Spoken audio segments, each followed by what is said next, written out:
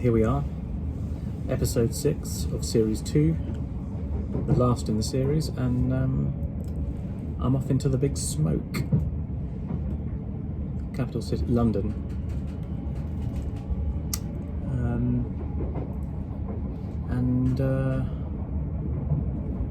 I've got a day to see it all. Well, I mean, it's lunchtime, I've got half a day. It's quite sizable, so yeah, I think I've got a plan, but I need to, once I get in, I need to find Go.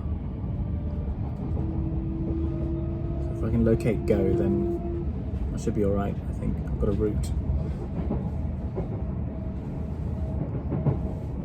I feel like that guy on the telly who does the train journeys, what's his name? Not David Blunkett, Michael Portillo. I don't think David Blunkett would do this in a day.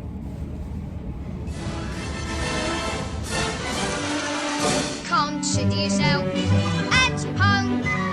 Consider yourself one of the family. I've taken to you so strong. It's clear we're going to get along.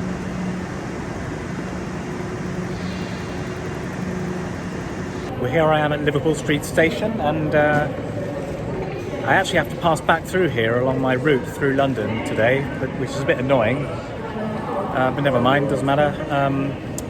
Right, I've got to find Go.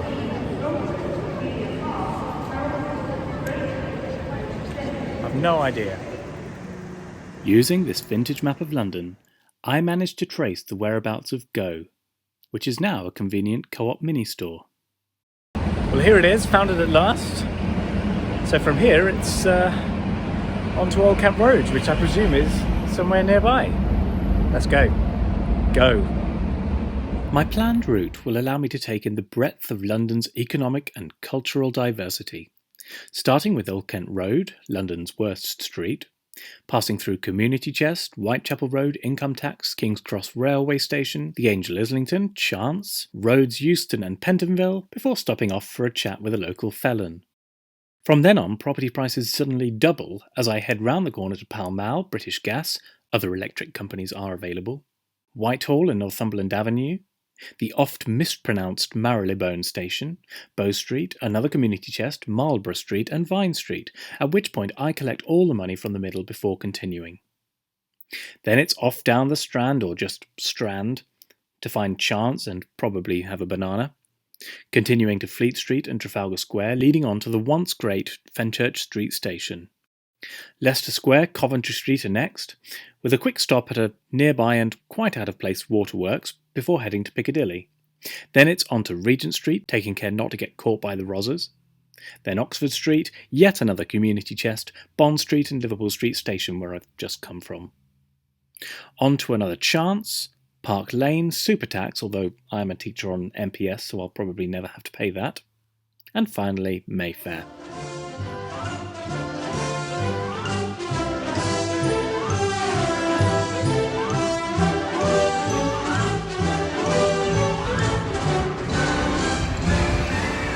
Well, this is where it all begins, on the Old Kent Road.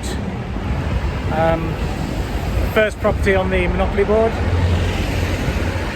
About a 20-minute walk and a bus ride from Go. But I suppose that's to be expected. Go's presumably equidistant between Mayfair at the end of the board and Old Kent Road at the start. So we'll forgive it, that one, but next is to go and find Community Chest and see if I've got second prize in the beauty contest. Fingers crossed.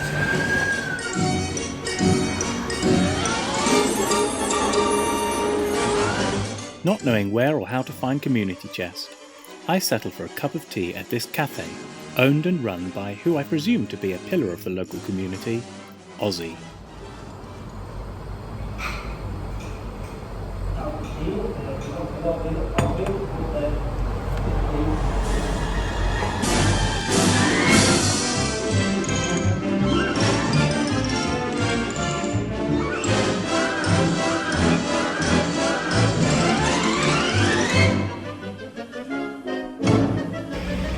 are in Whitechapel Road then, and not exactly neighbouring the old Kent Road. It was a good 40-minute walk to get here, which is a bit annoying. But never mind, it's very nice. You can sort of understand on first inspections why it was paired with Old Kent Road as the cheapest properties on the board, but then again, you could understand why they would decide to charge £200 extra to stay in a hotel here as opposed to on the Old Kent Road at £450. I'm actually standing on the site of the original Whitechapel, which was heavily bombed during the war and then struck by lightning, and so it became clear a few years ago that it just had to go. But still, very nice gardens in its place, so well done Whitechapel.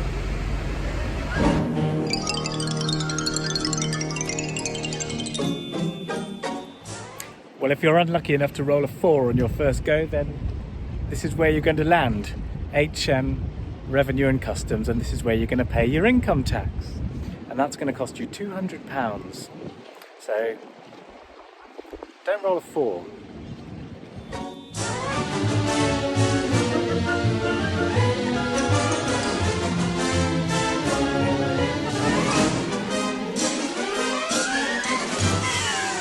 Well, here we are at King's Cross Station, the first station on the board, and all this can be yours for £200, which is pretty reasonable in my opinion.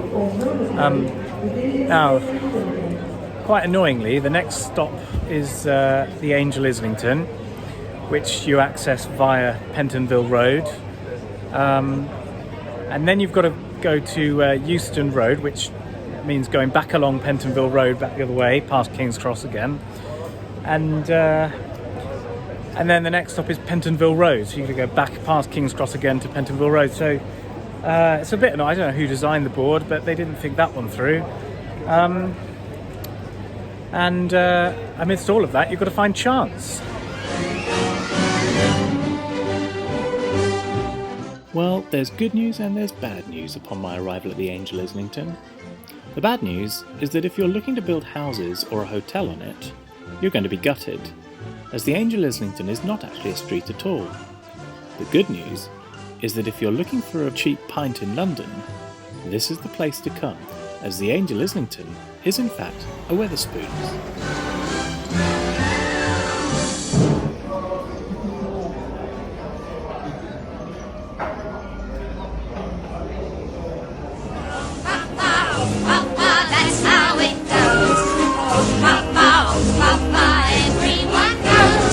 What is the cause of his red shiny nose? Could it be Papa? Right, well here we are at Euston Road again, basically outside King's Cross Station, and I'm not going to go up it. I mean, well, for those who are interested, you've got the British Library, St Pancras.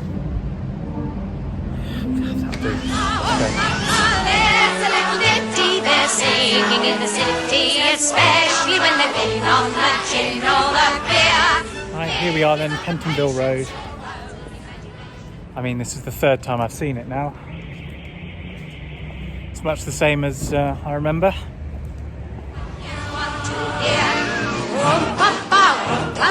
That's how it goes. Everyone knows. They all suppose what they want to suppose when they hear Papa. Well, I've been here nearly 5 hours now, and I've only just finished the first side of the board, which is not great, because it's getting late and I've still got quite a lot to see, and I've really only seen the cheapest and least interesting streets of London. And now, before I go into the West End, I'm here just visiting jail, Pentonville Prison.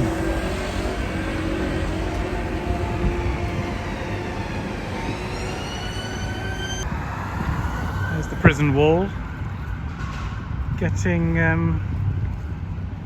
tantalisingly lower towards the end there.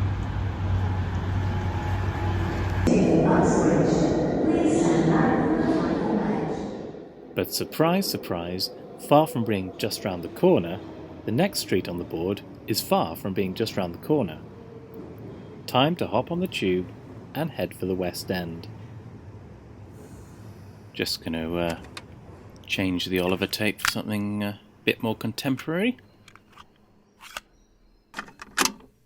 Have you seen the old man in the closed down market, kicking up the paper with his worn out shoes? In his eyes you see no pride, and held loosely at his side. Well, I've just been walking up this street for about half a mile, and it turns out it's Pall Mall, so that's beneficial. My walk down Pall Mall, not to be confused with the Mall, running parallel, leads me unavoidably into an area I'm not yet ready to visit. I'm getting a bit frustrated with the apparent spuriosity and deceitfulness of the Monopoly board. Well, let me just update you as to how the trip's going so far. Most of the day was spent working on the first side of the Monopoly board, which was not as straightforward as it would seem. And now I'm in, the fun bit, the centre of London, and I'm running out of time.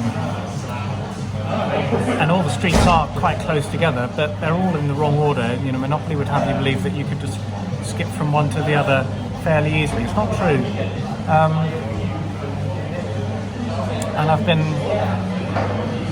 religiously working my way from street to street in the correct order, and I'm now thinking I need to abandon that way of working and just see what I can. It's quite disappointing. It's quite disappointing. I haven't even found electric company yet. And no one knows where Marylebone and Fenchurch Street are. I don't think anybody travels to those stations. For all I know, they don't exist. And then my phone ran out of battery. So now I'm sitting here in a Starbucks waiting for the phone to charge up so that I can carry on filming. It's now 7:15.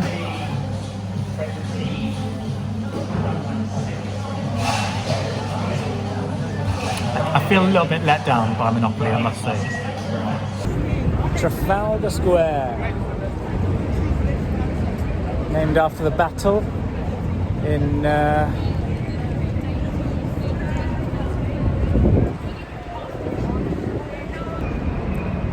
this is Northumberland Avenue, which is really quite lovely, and it's nestled between the Strand that way and Whitehall that way, which again doesn't make sense. Those are, a whole 10 spaces apart on the board. Just another example of how the makers of Monopoly really didn't think it through at all when creating the board.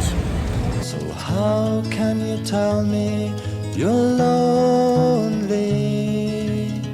and say for you that the sun don't shine?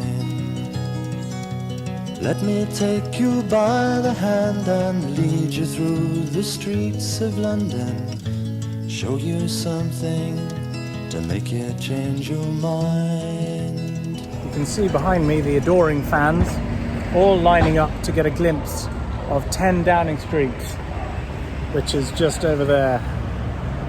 You can't actually see it, but it is there somewhere.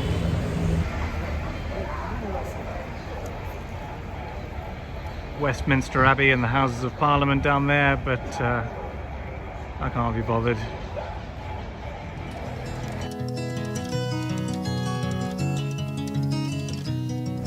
Right, this is Marlborough Street.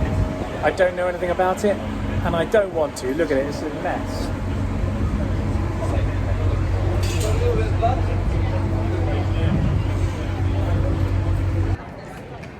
This is still Marlborough Street. I mean, I've heard of Mock Tudor, but that's ridiculous. Okay, we're starting to tick them off a bit now, because this is Regent Street. Now, Regent Street is paired, grouped with Oxford Street and Bond Street on the Monopoly board, but it's very much, I would say, to Bond Street what Florence and Fred is to Armani. This is where you go if you can't afford the amazing prices of the Bond Street. But still, you know, it's very nice.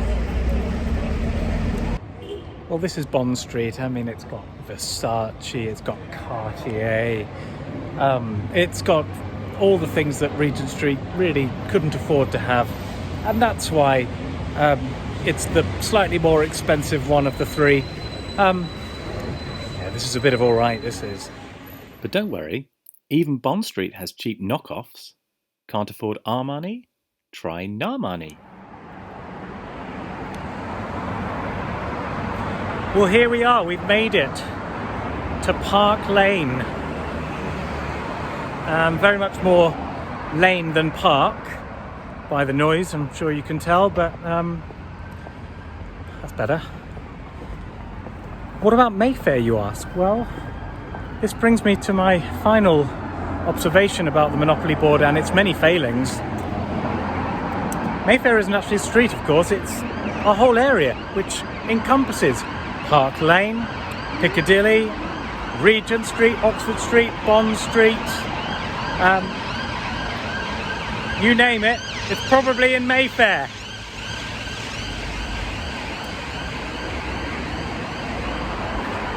But of course, in the game, if you buy Mayfair for £400, then you don't automatically gain all the other properties, as you really should in real life.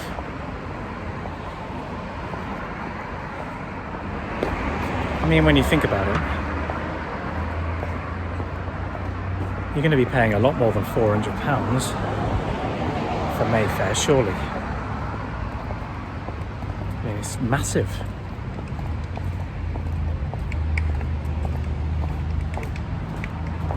Quite a bit more, I think.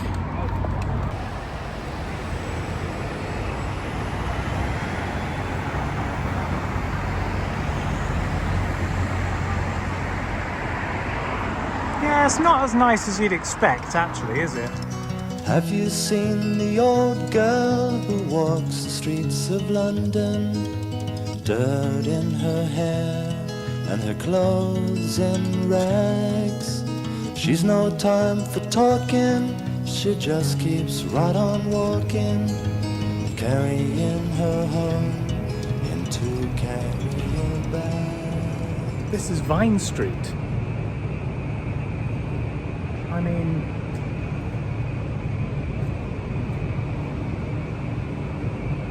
this is it. This is Vine Street.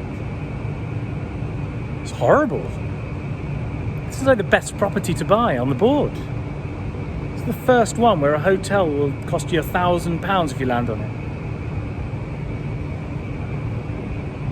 There's nothing here. It's a car park. Oh, free parking. As the evening draws on, I've certainly covered much of the remainder of the board, albeit in completely the wrong order. Quite pleasingly, the yellow properties can be visited sequentially without interruption. Only now I'm going backwards from Piccadilly to Leicester Square.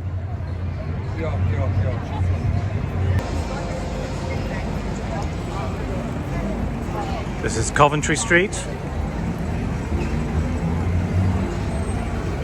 That's it, really.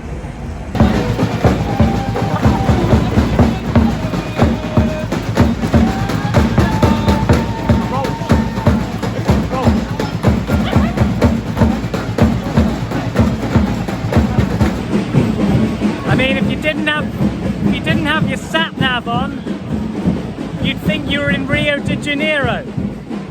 I think that's the idea. I'm sure they'd have an all bar one in Rio de Janeiro. Police force there, getting in on the samba band action. I won't be going to jail, but looks like some people might be. I'm about to hop on a bus back to Liverpool Street Station via Fleet Street. But before I do, there's just time to survey the view of Trafalgar Square and Strand once again, this time from the headquarters of the National Grid. That's electric company crossed off the list. So how can you tell me you're lonely and say for you that the sun don't shine? Let me take you by the hand and lead you through the streets of London, show you something to make you change your mind.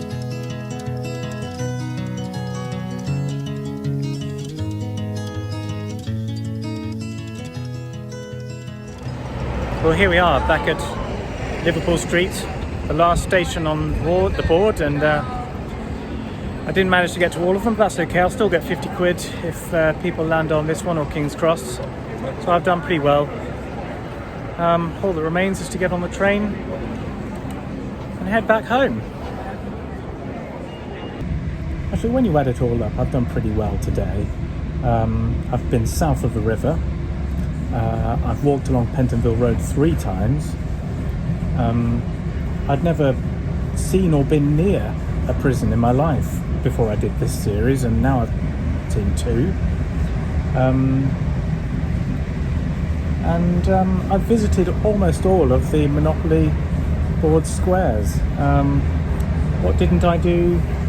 Didn't manage to get to Marylebone or Fenchurch Street. No idea where they are really. Didn't get to Bow Street, but then I wasn't all that impressed with the other 2 oranges, Marlborough and Vine Street, so it doesn't look like I'm missing out on much. And didn't go to Oxford Street, but well, I'm from Cambridge. Why would I go to Oxford Street?